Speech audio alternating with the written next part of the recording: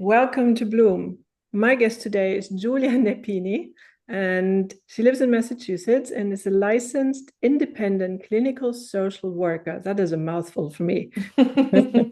You have also a master's degree as a social worker and tons of other credentials we might, cover later on. But I think the really important thing is that you are compassionate about helping solopreneurs and social workers and clinicians to build teams, Yes. and community, and step out of that isolation of working one-on-one with just one person, which is a big jump for many of us.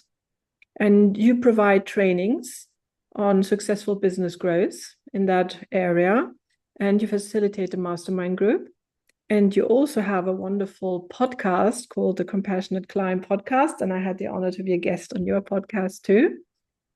And I think one way to describe you is sensitive, value driven, and compassionate.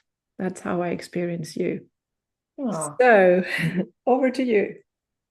Oh, I appreciate that. It was wonderful to have you on the show. I really appreciated getting to know you better. And our episode actually illuminated some things for me. So I am looking forward to talking more about building teams and doing that in a way that really honors who we are, but also helps to shed light on the strengths of all of those team members and creating the type of environment that enables them to be their best selves. Hmm. So maybe a question to sort of warm up. And when we talked, I was really intrigued by that. How did you arrive at this concept? What happened in your own life to foster for you to go into the business arena? Because it's not like you studied business before, right? No, definitely not. So I was a natural helper out of the womb. So I think a lot of it comes from birth order and my family of origin. So I was the oldest of three siblings and the only girl. So I have two younger brothers. And I think that really shaped who I was. I was definitely a caretaker and very interested and perceptive to other people's emotions. And as a young girl, really took on a lot of the emotional weight in my family. So always trying to lighten the load and keep the stress levels down and help my parents manage my brothers. And then that just evolved in school and in my relationships and was that go-to for a lot of people about their emotions and feelings and struggles that they were having. And so therapist was just a natural progression from there. So very early on knew that I wanted to be a social worker. The person and environment was really fascinating to me in combination with the brain. And Mm. so from there, business was never really on the radar. It was kind of a decision between social work and education. I definitely love to teach and to mentor and support other people. I'm the type of person where I am intrigued by something and I want to learn everything that I can about it. I definitely take steps in that direction, learn as I go.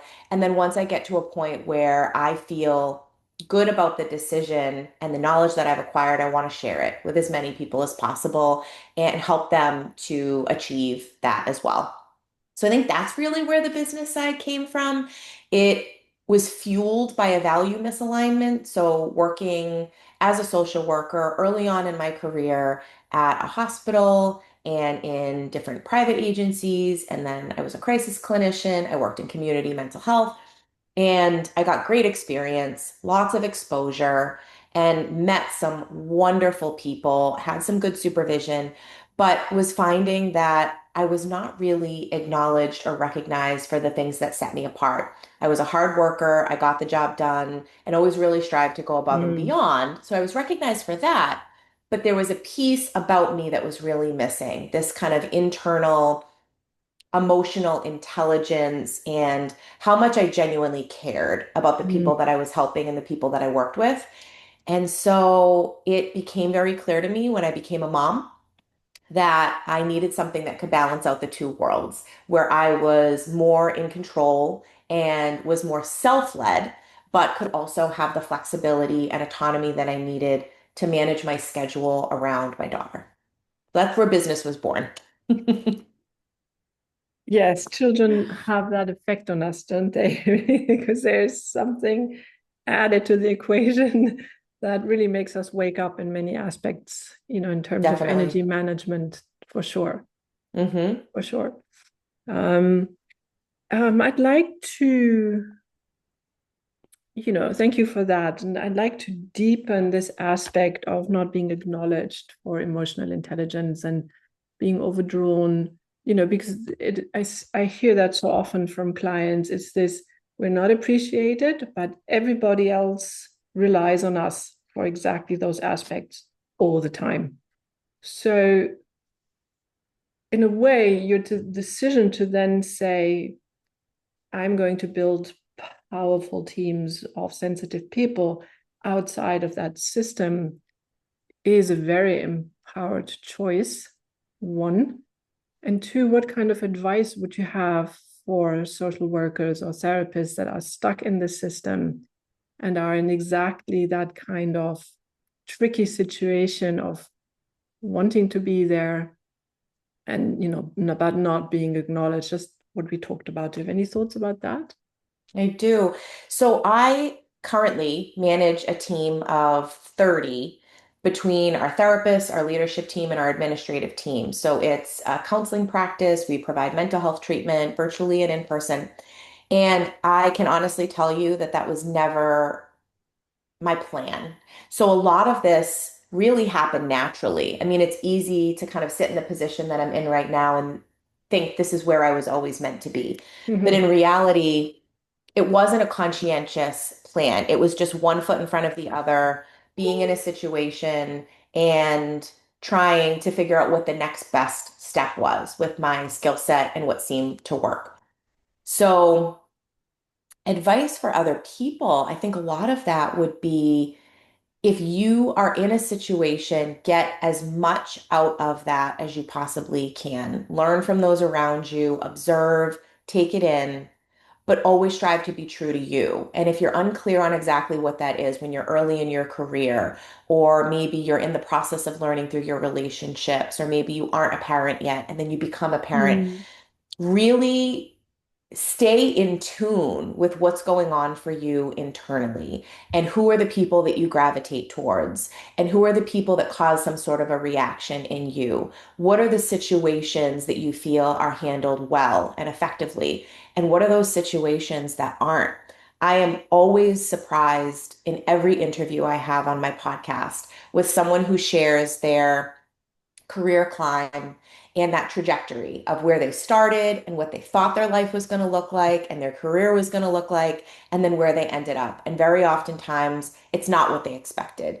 And what I would say from my own experience and through these conversations, a lot of what contributes to that is that we can't anticipate how we will be shaped by the Mm-hmm. situations that we're placed in and the Mm-hmm. people that come into our lives. And so I guess just be as open as you can to that, and I am living proof that if you're finding that you're struggling to find a workplace that encourages you to be that best version of yourself and you're hitting roadblocks and not necessarily getting what you're looking for, then there are always options. And what you're looking for is out there, but it's our responsibility to figure out what that looks like. And some of that's through exploration, and some of that is through taking these leaps of faith and stepping out of our comfort zone. Mm. But it's worked really well for me, and I've translated that into this business where I think part of what sets me apart is how I lead, but also how I support every team member in figuring out what their next step is going to be, Mm-hmm. whether that's taking advantage of every opportunity that they can while they're in the practice, but then even beyond. So I've helped 10 clinicians at this point in the 4 years that we've been a group practice start their own businesses. Or there have been some that have decided they no longer want to provide therapy, and helping them in that next step, whether that's providing a reference or connecting them to a resource. So in my consulting space, I'm helping people do that. It would only make sense that I would do the same for those that are part of my team. And it's not because I want the team to be any less. I think it ends up becoming a lot stronger. And so does the community. Mm, yeah, we'll go into that aspect of comfort zones and leadership later on, I am sure. I'd like for a moment for you to for us to still deepen that place where many empaths and people that do social work find themselves in, and that is that they don't know their value Mhm. and they make this not being acknowledged for their power and special talents. They make that about themselves. There's something wrong with me. Mm. And I think in my thinking, nothing could be further from the truth. But there's this gap, of the sensitives, being proud and just saying, look, the buck stops here. What are you going to do without me and my skills? Because we tend to say, well, I'm really happy I can have a job here, which is which is ridiculous in a way. So Hmm. um, what I see in you and your concept is really acknowledging our own value and what we bring to the table, and Hmm. to then say, right, if the system does not acknowledge this, then I will. Right? Wasn't that Hmm. part of your path, or do I Hmm. misunderstand that? Yeah, it was definitely part of my path. So I think what fueled that initially was this others over self mentality. And this is not with the intention of portraying myself as a martyr by any means. It was very subconscious. But I think a lot of my early life, maybe from the time that I was 30 and before that, was a lot more of a focus on the people around me and what they needed. So if that was my family, if that was my relationship romantically, if that was a friendship, and even if that was a job.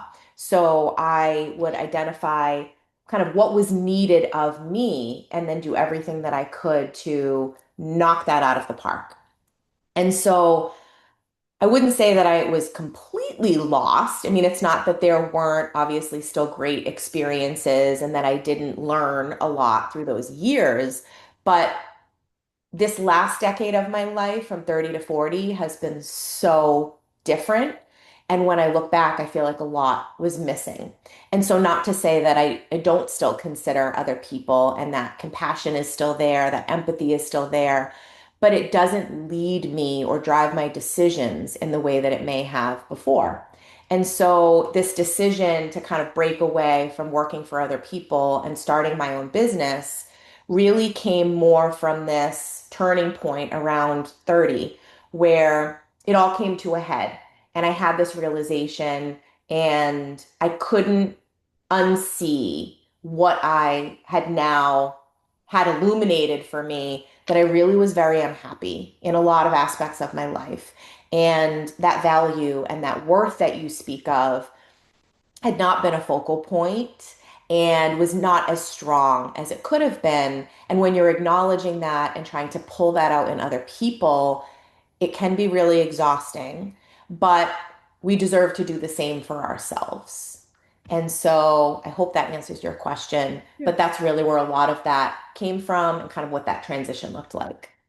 Yeah, yeah. Thank you for that. I like that. And I think it also speaks to something that I talk about a lot, and that is what are true boundaries. So true boundaries, we always talk in situations where we are too empathic or we don't take care of ourselves. We always talk about setting up boundaries. But if we have not cleared our own value, if you're not clear about that, it does not matter what kind of boundaries you put up, they will just cost you more energy, right? Absolutely. And a lot of people don't realize that they're at that point until they're burnt out. I always compare it to it's like a panic attack, right? When we've had a panic attack, we know what that feels like. And at that point, it's too late to really do much than ride that wave. But then we start to understand those cues and those contributing factors and what are the things that are letting us know that one may be coming about.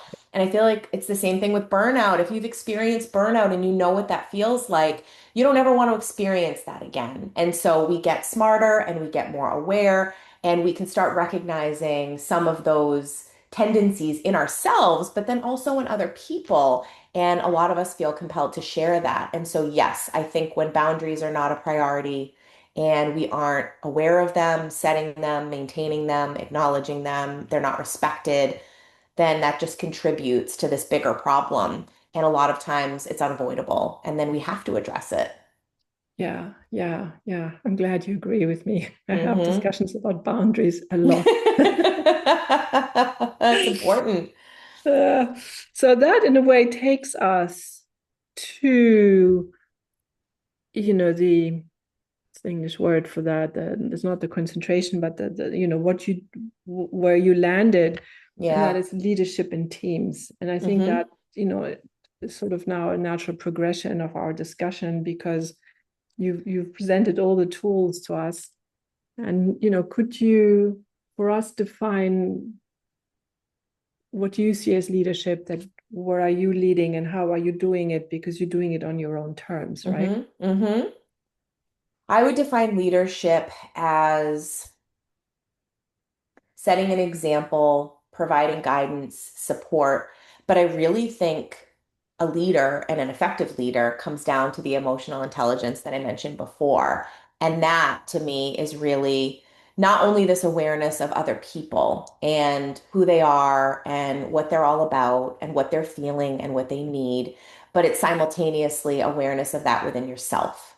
So for me, it's impossible to lead if I haven't looked within me and if I'm not continually improving, evolving, being open to feedback, and recognizing my own emotions and how that comes into play in situations and accepting responsibility for that as the leader so that it's not getting in the way and it's not shaping the conversation in a negative sense and is leaving room for the other person that I'm in an interaction with at any given moment.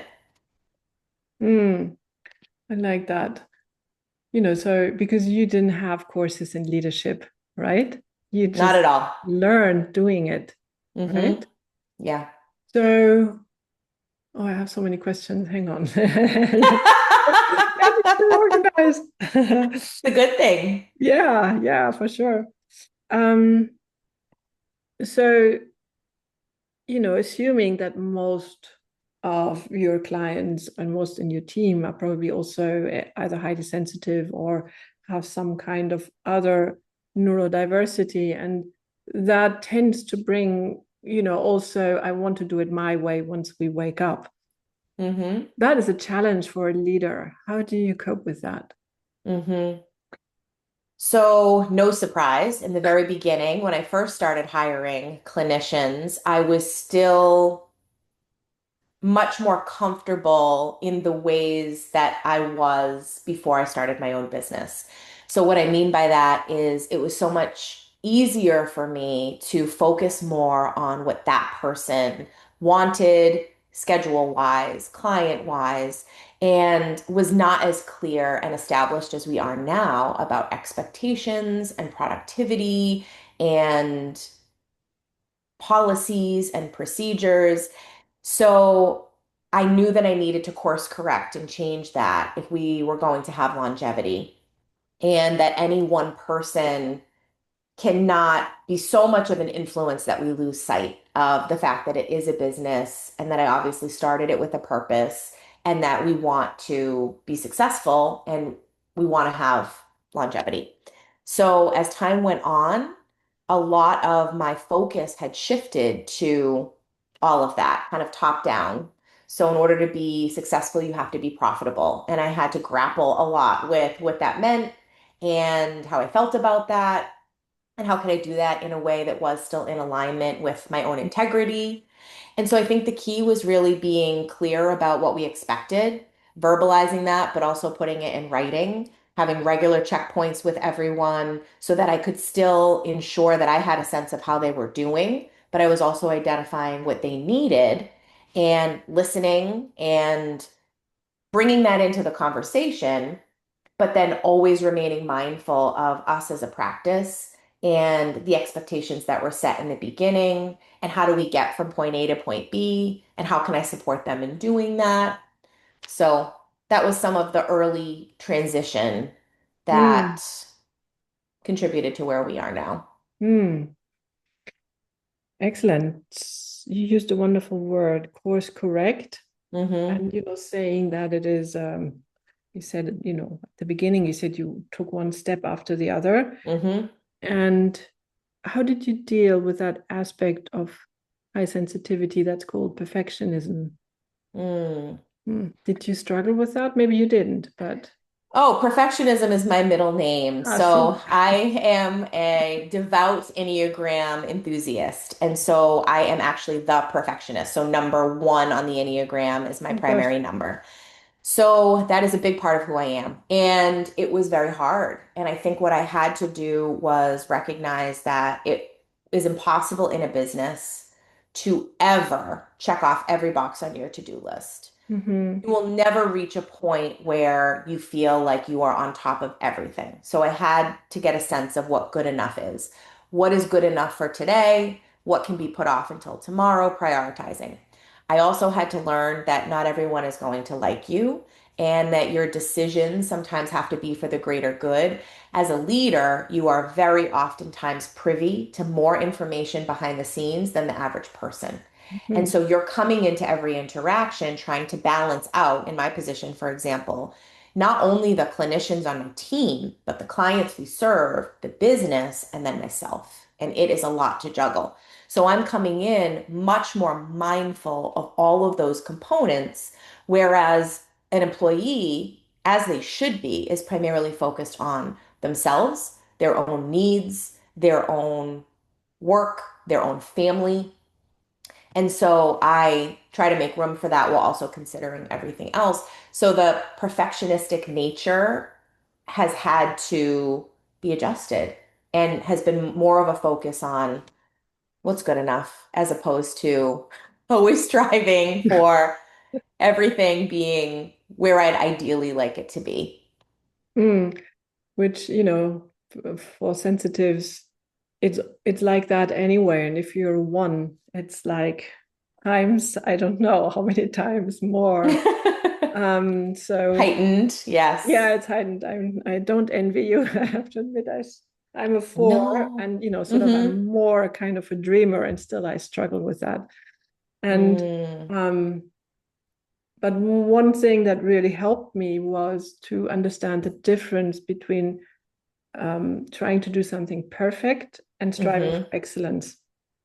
And that was a real eye opener for me to say, no, I'm actually striving for excellence. And I think out of trauma, that perfectionism is the solution for that, while it is passion, joy, love for what I do. Whatever is important to me, that makes me want to strive for excellence, right? Mm-hmm. So that brings up a few things. So I, as a one, when I am overwhelmed and I'm not operating at my healthiest, I tend to emulate a lot of the traits of a four and can feel that other people don't understand. And I'm not being appreciated or acknowledged for the things that make me special and unique. And so I feel that so strongly and can relate to some of those challenges of a four, in addition to all the wonderful qualities. And so I think the piece that can be so hard, and I appreciate what you said about striving for excellence as opposed to perfection, what's changed for me is I can take a step back when I'm getting overly perfectionistic and think to myself, have I done everything that is within my control that I have the power and the capability to do? And if so, then I can take a step back and recognize that there are other pieces that need to fall into place. One of the biggest challenges as a business owner is very oftentimes, let's use the example of a building. So let's say that I want to purchase a commercial space. Mm-hmm. And there's only so much of that I can do. I need to get my finances in order and I can go look at it and I can have it inspected and all of the things that you can do to make sure it's the right fit. But then there's the sellers and there's the realtor and there's the market and there's the bank. And so I think I've just gotten so much clearer on did Mm. I do everything that I could? And if so, I can be at peace with that And the waiting is really hard. Having patience is really hard. Relying on other people is hard, but it's inevitable. It's part of the process. And we'd never achieve the other side and a lot of that success if I didn't have that faith. And I think it really comes down to recognizing our own worth, trusting in ourselves, and believing in our own capacity and capability that I would bank on myself any day. I know me, I know what I've been through, I know what I bring to the table. And so I can stand in that solidly. And now, if a deal falls through, if the building doesn't work out, if an employee leaves, if I interview someone and they decide not to come on board, not to say that I don't still have some emotion around it, but it doesn't engulf me Mm, anymore. And I can stay grounded in what I just shared, that I know I showed up as my true self and did what I could. I love that. That's Mm. wonderful. Yeah, I love that. I can really um, subscribe to that. Yes. Yes. You know what I was thinking? Maybe not everybody knows that is listening knows the Enneagram. I know Hmm. it's, a complex system, but could you give us sort of in a nutshell? Yeah, Yeah. happy to. So it is a value neutral model of the human psyche. So there are nine primary types, and one is not better or worse than another, but they really get at our core motivations and our core fears and can help us to depersonalize a lot of the behavior of other people. And so we all have a primary number, we have a wing, we have a triad. And the more you delve into this, it not only helps us to understand ourselves on a deeper level, but it can expedite the process of getting to know one another. This is only my second encounter with you. Knowing that you're a four, I feel that I know so much more about you because I know so much about fours and their motivations and fears and how they operate and make decisions. So it's fascinating. I have a training available on my site, compassionateconsultingcompany.com, and it goes over all of it. So, where it came from, how to use it, the nine types, the wings, the triads, and also how to incorporate it in the work that we do with clients and with teams. So, I found it to be so, so helpful. But there are many different models that we can use out there. I think it's about finding what resonates and really makes sense.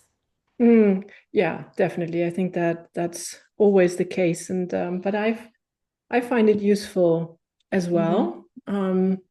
And I not necessarily just about myself, but for example, in understanding, for example, why HSP is not always the same thing, right? There are Yes. so many different facets, and it's a very nice way of also not making that mistake that being a sensitive always means that we have exactly the same talents, traps, or fears or desires.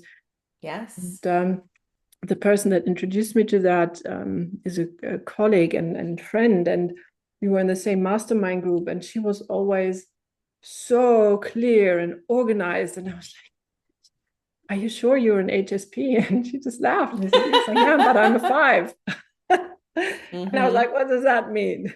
And so that was my introduction to that, and it Hmm. really opened a universe, and like you said, a non-judgmental Hmm. universe to just have a language to talk about these differences and personality traits that are still part of who we are, even if we are Hmm. sensitives.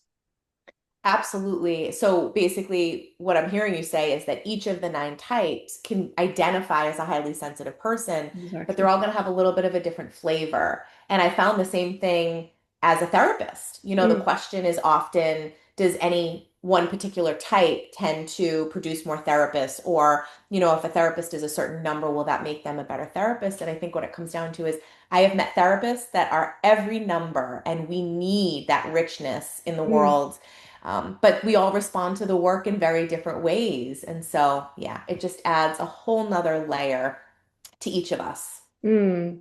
Yeah, it certainly does. Whoever is, interested should really go and take a look at that and Yeah. deepen the knowledge around that. Yes. Mm, to segue into another, I think, really important part, we sort of touched on it here and there, is neither you nor I are natural business people. You didn't get a degree in this. And yes, we said you took one step after the other. but at least for myself, there was a huge resistance, and there sometimes still is.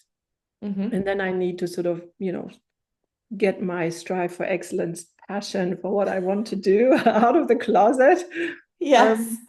Um, but I know so many sensitive people that struggle with this practical aspect of, Yeah. let's be honest, sometimes also having to do things that we find dreadfully boring, however Hmm. need to be done, thought, incorporated, respected, listened to. Um, how did you might have touched on it already, but I'd like to sort of for you to Yeah. summarize it again. How did you get over that, if you had it as strongly as I have, this thing of, Hmm. I'm not a business person? Yeah, so I had to if I was going to continue on this path. And for a lot of us, the business aspects that we speak of, are a lot of those pieces around money, Mm. around getting everything set up properly, whether it's a business entity, whether it's about our taxes, but then it's all of the logistical aspects of how things are going to work, how our Mhm. clients or customers will find us and how we'll um, be able to continue to do the work that we love while managing all of these other pieces. And then there's marketing. So not Mhm. only did I not get any training in business, but I also, and I think this is common for a lot of therapists and probably for a lot of highly sensitive people, that, especially if we're more introverted, putting ourselves out there and promoting is essential. Mhm. But to do that in a way that doesn't feel grimy is the word that comes to mind, but feels like it's authentic, feels like it's in alignment with our value system, and that, the emphasis is much more on quality and value and not just the sale was challenging. So, to answer your question, a lot of that came about, and now I am a business consultant and I help people start their businesses, build a team, diversify their income streams. Again, never thought that this is where I would be.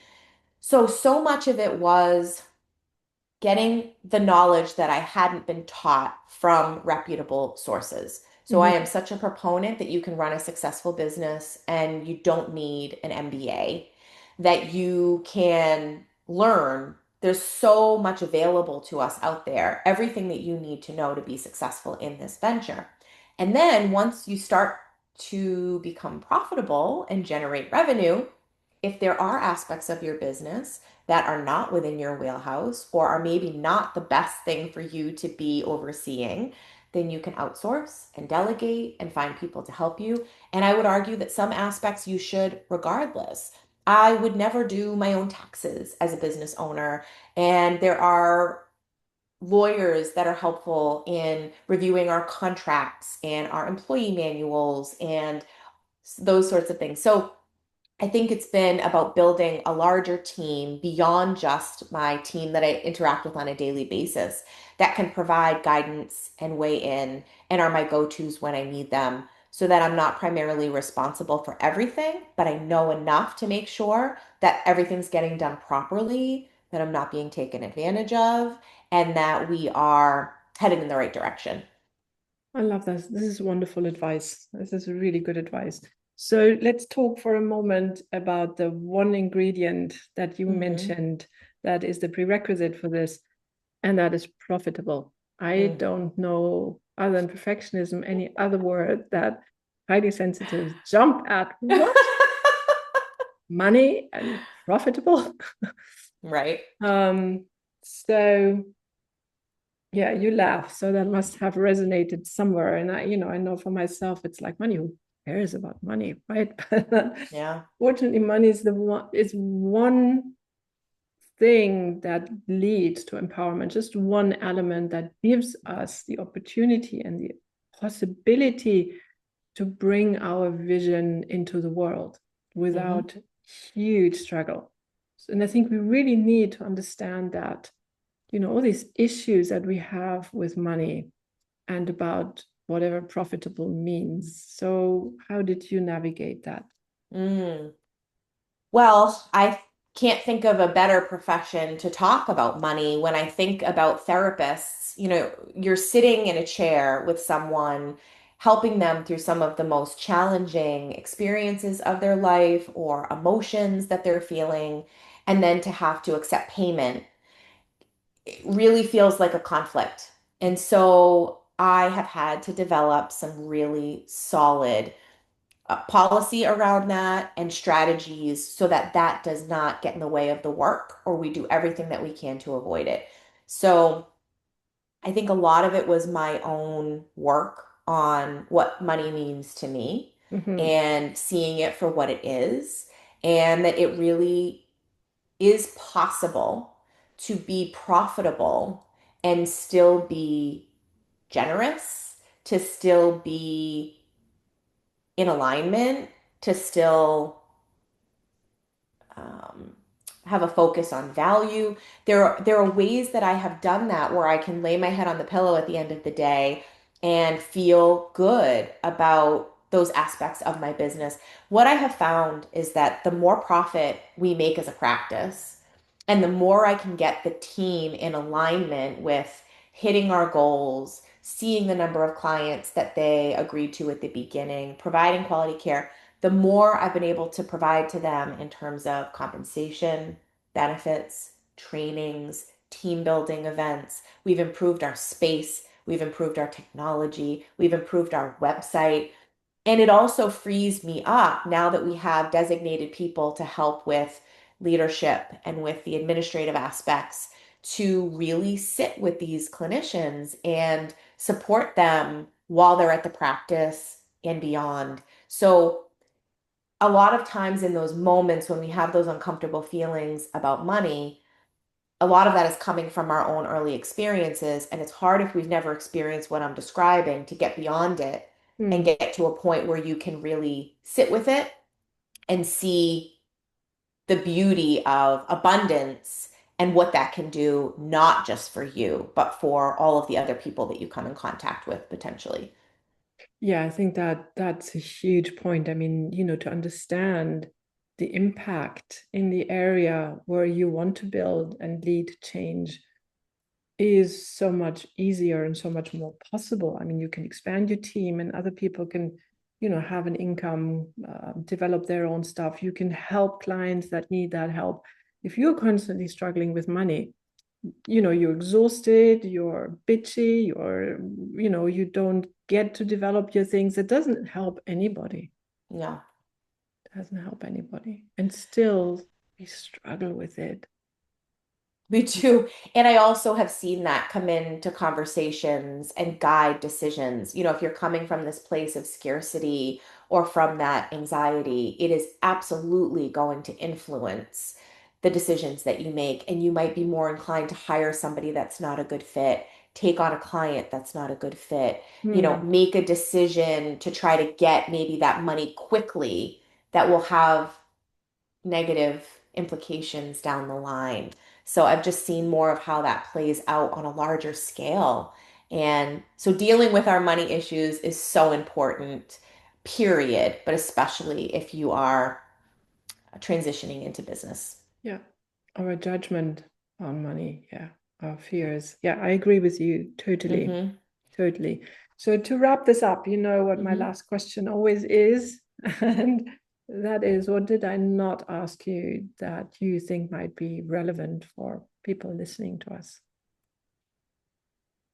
I think that anyone who's listening that is obviously highly sensitive has already gotten this message, I'm sure, from your show, but that you are important, that we want you to have a voice, that we want you to be in community, and the world in general, highly sensitive or not, needs more people that are doing that hard work of understanding themselves on a deeper level and contributing in a positive way and knowing what their individual unique gifts and talents and skills are and sharing that with as many people as they can during their time on this earth. So anything that we can do to help with that, I'm doing that in my own ways, you're doing that in your own ways.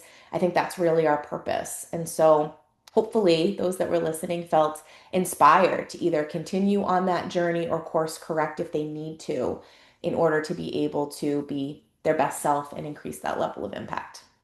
Yes, I love that. That is my mission, to facilitate Hmm. that as much as possible, because like you said, it's we are in a point in time where that is really, really important. And um, and I hope that if people have questions, they will, take the opportunity to connect with you, and I will put all the details, in the show notes, how to find you and how to work with you if people choose to. And I might look at that Enneagram course. So Awesome. let's see. Okay, Julia, thank you very, very much for having been my guest. And yeah, wish you all the luck for your business. May it prosper more and more and more. The same goes to you. Thank you for this platform and the work that you do, as well as the way you do it.